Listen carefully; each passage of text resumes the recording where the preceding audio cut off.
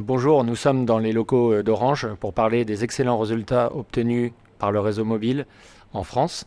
Dans ce cadre-là, on voudrait remercier tout d'abord toutes les équipes d'Ericsson qui ont travaillé aux côtés des équipes Orange pour obtenir ce résultat et cette 12e étoile publiée par l'ARCEP.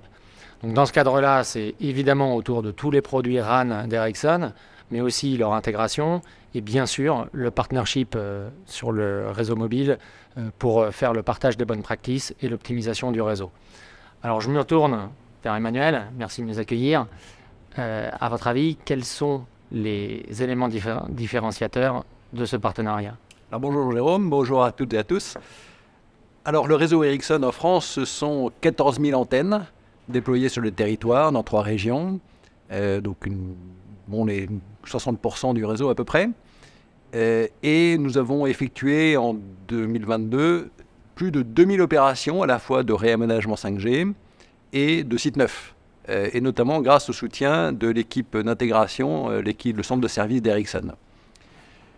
Donc nous déployons des antennes de nouvelle génération, des antennes compatibles avec les fonctions SA, et nous allons déployer, elles sont très entendues, les antennes qu'on appelle interlive, des antennes qui s'intègrent au paysage mieux que les antennes actuelles. Donc les activités d'optimisation en partenariat avec Ericsson nous ont permis effectivement de gagner cette 12e étoile. On a notamment travaillé sur le débit uplink, ce qui nous a permis d'être meilleurs que nos concurrents, et nous avons réglé des problèmes très pénalisants pour le client qui sont des problèmes de freeze data. Il y a eu des échanges à très bon niveau, et en particulier avec les R&D d'Ericsson en Suède, qui ont permis aux meilleurs experts d'Orange et aux meilleurs experts d'Ericsson de régler ces problèmes et de préparer l'avenir. Merci Emmanuel. Je me tourne maintenant vers Axel. Axel, le maintien en conditions opérationnelles est clé, et en quoi il a contribué à ce résultat? Alors bonjour Jérôme, bonjour à tous. Je pense que l'apport d'Ericsson a été déterminant puisque le centre de service d'Ericsson à Bucarest assure l'ensemble de la supervision et du pilotage de rétablissement pour tout le réseau d'accès mobile d'Orange France.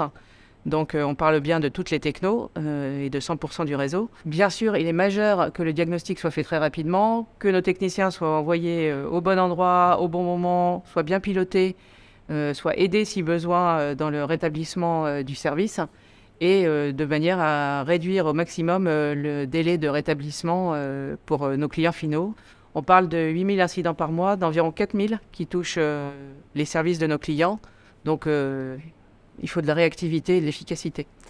On sait que pour améliorer cette réactivité, cette efficacité, on s'appuie beaucoup sur une journée ensemble vers l'intelligence artificielle et l'utilisation de l'automatisation. Est-ce que vous pouvez nous en dire plus?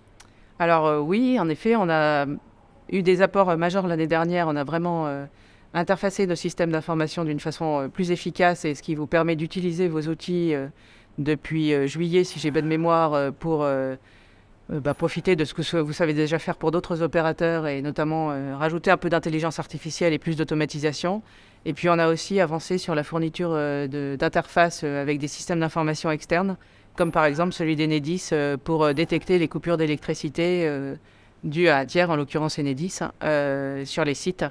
Et donc envoyer le technicien au bon moment quand c'est rétabli, si le site n'est pas reparti, plutôt que de l'envoyer tout de suite alors qu'il n'y a rien à y faire avant que l'électricité revienne.